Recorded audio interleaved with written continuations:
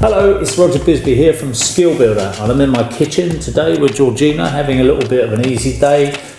She's popped in to talk about Skill Builder, about where we've been, where we're going, and we thought, well, why don't we film it? Why don't we let a few people see what the plans are, see what our reactions are, and hopefully you'll put your reactions at the bottom of this video. Tell us what you think. If you've got any suggestions on what you think we ought to be doing in the coming year, or you've got any observations about what we've done, if there's things you did like or didn't like about it, then tell us about that, because we are listening, and we've got a few plans coming up for the coming year which are based upon your suggestions. So George, over to you. Thanks. So it's been an interesting year for Skill Builder. We've done a few new things this year in terms of we've launched the new website, obviously the social media channels, and so on. So we're really grateful to everyone who have been following us this year and who have joined us on those other platforms as well.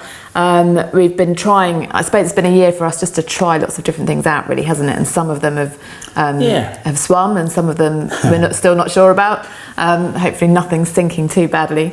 So next year I think we're getting together a bit more of an idea of exactly where we want our focus is to be, and also what the audience seems to like the most, and also we hope that perhaps you'll continue to be involved and get even more involved next year, because we'd love to hear more from you.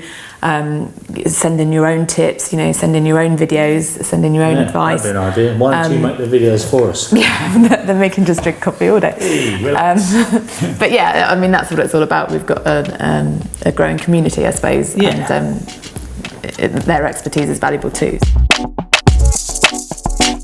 Looking back at this year, what have been the key highlights for you in terms of products and also in terms of what's been done on Skill Builder? Yeah, I mean, I think for me, okay, we've looked at some geeky stuff. We've looked at some tech stuff. We got Dylan involved on that, and I think it's interesting to see how that's going. And we're going to be doing more techie stuff next year. We're going to look at some hooking up your heating system to your phone, all that kind of thing. More security, more home automation, I think they call it. That's the umbrella phrase, isn't it? Yeah. Smart stuff. So we'll be looking at a bit more smart stuff. We looked at a bit of health and safety. That's one of those things you think is a bit of a turn off, but actually I was surprised at how well that was received. Our ladder safety video, which came off the back of somebody, I was working on site and somebody died, fell off a little ladder and landed on their head, which wasn't a great move. So we decided to make a simple ladder safety video, and that did really, really well. So I'm really quite encouraged and surprised by that. I know that's your big thing, health and safety, isn't it? Yeah. Well, that was prior to this year. I was working for a health and safety magazine, but looking much more at the industrial market. So they're really well served as a market in terms of health and safety. There's loads of products. There's products for every different kind of job and so on. And so that's reached almost saturation point, really, that market. But then when you come and look at the construction market, it's a completely different story, really. I think the challenges in the construction market still aren't really truly understood in terms of how to protect people. You hear lots of people complaining that they can't find the right. I mean, floorers, for example, I was reading something the other day saying they're obviously, on their knees all day with their feet bent, and they can't find decent footwear that actually lasts, that also, meets the standards and protects them and so on. And you just think, surely, there's so many different types of safety footwear and work footwear out there. Surely someone has found the answer to that. But actually, I'm not sure how hard people have been looking, because I think the manufacturers have been focusing more on the kind of industrial side of things. So hopefully, I think now that with the internet, this market's becoming more accessible and their problems and their issues are being heard, hopefully the manufacturers will start to listen and actually create those niche products that people need. So if there's one message I got to manufacturers, if I was going to give you a message for 2017, it would be get out on site, go and see what the people want, because that way you learn so much. And I speak to so many manufacturers, I say, have you taken this out? It's like, well, no, we haven't. A lot of them don't know how to do it, but if they just get out there and just spend a few days out on site talking to the guys, they might learn a few swear words that they didn't hear before, but it is absolutely invaluable. It's the best ever thing to do, is just see how they work, see how they use tools, and then you can develop. But so often I find they don't do that. It's easy and cheap to do. Yeah. And even not on site, even just on the internet, at least just talk to these people and start to understand feedback. people's people's issues. That's the bit I love about the videos, the comments underneath, because we get so much good feedback from people who've used the tools, who've got ideas, who say, no, I don't do it like this, I do it like that. And that way we all learn, we all build it up. Like I keep saying, every day's a school day. And if we get your comments at the bottom of the videos, that to me is one of the most powerful parts of it, really. So yeah, so the health and safety was great. Yeah. I also saw a very intriguing little thing in Germany when I was out with Bosch in Frankfurt, and that was a saw. Have a look at this bit of video, because we were in Frankfurt, so we used a Frankfurter to simulate a finger. And if you watch, this finger is going to touch this saw blade. Once it goes up to speed, and then the Frankfurter touches the blade, and it's gone. Now, where's it gone? It's actually a mechanism that retracts the blade in a split second, so that it hasn't even cut the Frankfurter. It just put a tiny mark on the Frankfurter. Now it can tell the difference between a bit of flesh, the Frankfurter's flesh, or a piece of wood. So it's only when you touch it with a finger that it disappears. Now I thought that was such a fantastic idea. I thought that's bound to go. That's great. I want to get back and put that video up on our site, and I thought it was going to go down a storm, and then Bosch told me they're not even going to launch that product. They're not actually going to sell it in Europe at the moment. They're still thinking about it, and the reason they're thinking about it is because they think that it might just encourage complacency, and it might encourage people to touch the blade, and there could be that one time that somebody touches the blade and it doesn't work, and somebody loses a finger and says, oh, you said it would work, can I have my finger back? So I don't know, there's all kinds of reasons that they've put forward for not launching that, but I think it's a winner. I think it's something. I'd be interested to hear what your views on it are anyway. But there you are. There's a little bit of a film clip that I took of it in Germany, and they may put it in the States for some strange reason. It may go in America and not in Europe. So who knows? Anyway, but that was something I saw that I thought was really worth looking at. Yeah. I suppose you can't really talk about 2016 without talking about DeWalt and the X-Valve, Flex-Valve cordless system. Yeah, cordless. They've upped the game really. DeWalt. They've introduced this more powerful voltage system that is going to be the power center for a load of different tools, like circular saws, things that you previously might not have run off a battery. But the idea is that we will now have a cordless site, that there will be no mains voltage, there will be no trailing leads. You'll just be able to set your little power centre up in the middle of the site where you're working, and that's you catered for. Now, whether that's going to catch on or not, I don't know, but it's certainly cordless seems to be runaway success. You know, the more and more power tools are coming out with cordless options, and sometimes I think it's a step too far. You know, cordless angle grinders and things like that. Oh, are they really powerful enough? But actually, they're getting there. They're getting to the point. I think they can genuinely say that they can produce a cordless tool that is as powerful as a mains powered tool. And the only downside is they're generally more expensive, and you've got to get them charged up at some point. But yeah, that's certainly going to be worth watching in the coming year, isn't it? Yeah. More and more cordless. Yeah. Do you think the other manufacturers have got similar things on the cards? They all tend to copy each other. They all tend to be fairly quick to get. Yeah, but I don't know. I mean, there comes a point where they start to diverge, you know, and Milwaukee have gone for that 18 volt system, and they've just packed into 18 volt, and they can produce a big SDS Max hammer off the back of that.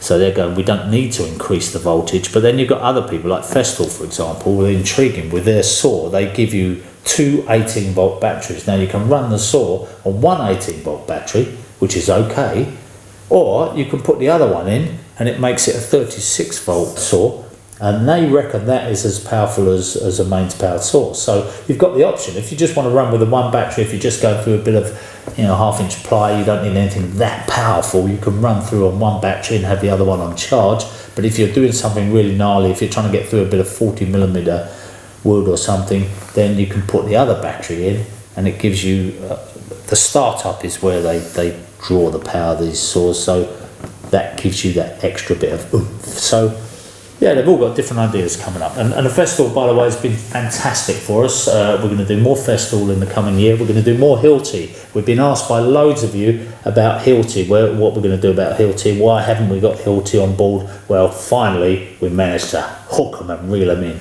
They're going to be working with us in the coming year, and we're going to be looking at some of their tools. So I'm really pleased about that, because I love Hilti tools. What's going to be your next big power tool test in terms of comparison test? Because I know obviously the 18-volt drill is the biggest. Yeah, the leader I mean, we get asked a lot for an impact driver test. And again, it's one of those things, I put the question back. You know, people say, can we see a run-off, a bake-off, if you like, between the different impact drivers? And I thought, yeah, we can, but what are we going to say about them? You know, because we know the Newton meters, we know what they produce. It's all there in the book, if you like. There's no surprises there. And sometimes you don't want a really powerful impact driver. Some of them have now got speed adjustment so that you can lower the impact. So instead of shearing the head out of your screw, you can just lower the impact down to suit the fixing that you're using. So if you're putting a big bolt in and you want maximum, you want something like 200 Newton meters, slow down, Roger, Newton meters of impact there, you can do that just by dialing up in the tool. But if you don't want so much, you can lower it back down. So that's a great thing. But what do we do? How do we compare those tools? I think one thing is people say to us, what's it like in 6 months? What's it like after you used it? And that's the bit where we need your help, where you've been out on site using it and you can give us your feedback. Say, I bought one of those, lasted 20 minutes. So tell us, we really want to know. Yeah. I suppose another key product area this year and for next year as well as work lights. Yeah, work lights, chip on board, LED, that's the way. Now halogen is being phased out, and with good reason. It's hot, it uses a lot of electricity and it's quite dangerous. People burn themselves on halogen lights. In fact, Windsor Castle, the reason Windsor Castle was burnt down, the chapel in Windsor Castle was burnt down, was because somebody drew a curtain over the front of a halogen light and it caught fire. The halogen light wasn't on at the time they drew the curtain across, but then the timer on the halogen light came on and burnt the whole place. It's millions and millions of pounds worth of damage, you know, just because of a stupid halogen light. And I have seen incidents where they've scorched and burnt things on site. So going for the chip on board, I've got one here actually. This is from Faithful, lovely little work light, just a very simple little folding work light on a stand, and that is a chip on board. I won't put it on because it would just blitz the camera out, but very bright. It's got a little phone charger on the back, it's got a rechargeable battery, and that will light up a room like you wouldn't believe, and it uses hardly any power. So you how can much get like would 40 hours of work out of some of these things. Not this particular one, I don't think. Maybe on that full setting you might get 6 hours, but I know some of the smaller ones, like the Milwaukee one that I was using, you can get 40 hours use out of it. So pretty good. How much is one of those roughly? How much to buy? That is about 35 quid, 40 quid, that kind of money. Okay. But Faithful have also got a big one on a stand which has got a speaker in it, so you can put your phone on and you can play your music through your work light, which is fantastic. Bluetooth speaker. So that's going to be all the rage, isn't it? We're going to have a bit of a battle of the sound systems on site.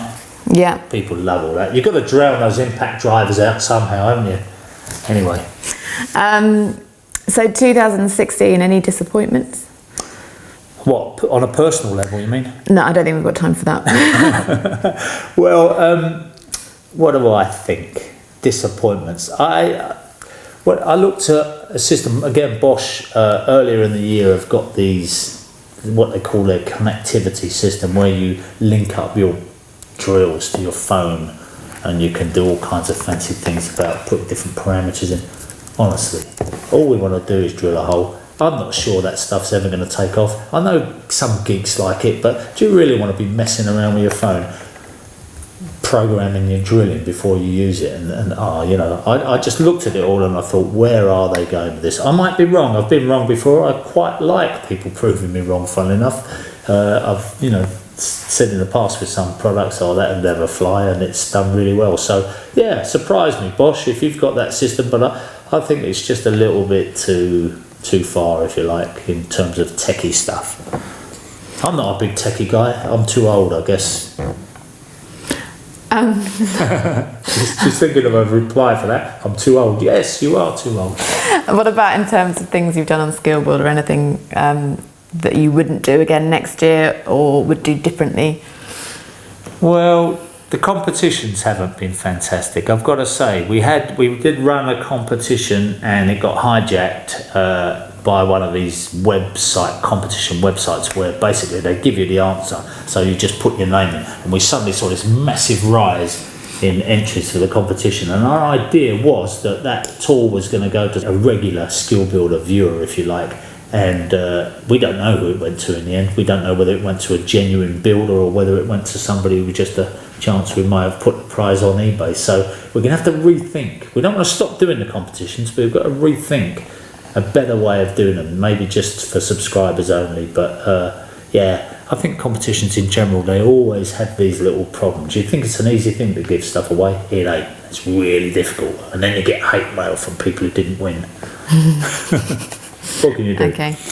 And what else is on the horizon next year generally with Skill Builder? Well, we're going to do more tools. We've got the Hilti one coming in. We've got Festal. Festal seems to be popular. We want to try and get Mathel in there. And we want to do more tool tests. But we also want to do more how-tos. We're going to start... We've got quite a lot of plumbing videos coming up, a whole range of bathroom fitting ones, shower fitting ones, all sorts of things like that. We're going to be working in partnership with a few manufacturers this year, and they're going to be sponsoring a whole series of videos, so hopefully we can get more how-tos on.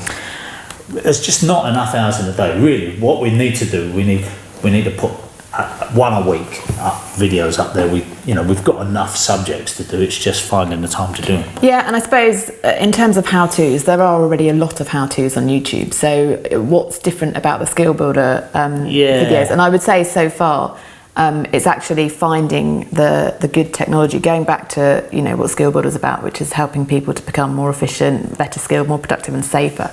Yeah. It's actually that you're sourcing those products that are easier to use, easier to maintain and so on. So it's how-tos but product recommendations as well, and technology recommendations. Yeah, I would say our videos are good. I would always say our videos are better than a lot out there, and people tell us they are, but there is some good stuff out there. So do we want to be doing another video on how to get your radiator going again when it's cold and all that kind of thing? Well, it's an argument either way on that, but I think if we can bring something new to it, then it's worth us doing. And I think we can, because in a lot of cases the comments we get underneath is, I always learn something. Every single video of yours I watch, I learn something, and that's what we're about. If we can do that little Michael Caine moment where you go, not a lot of people know that, so if we can do that, then that's absolutely fantastic. And no, I'm up for doing that, but making it meaningful, and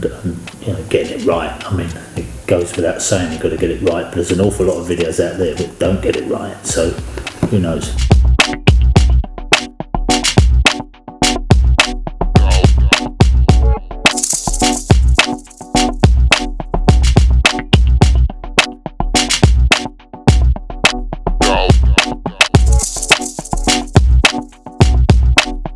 Lots to look forward to then. Yeah, I think so. Yeah, blimey, talk for Britain. We only came in for a cup of coffee and look at this. I guess it's me, isn't it?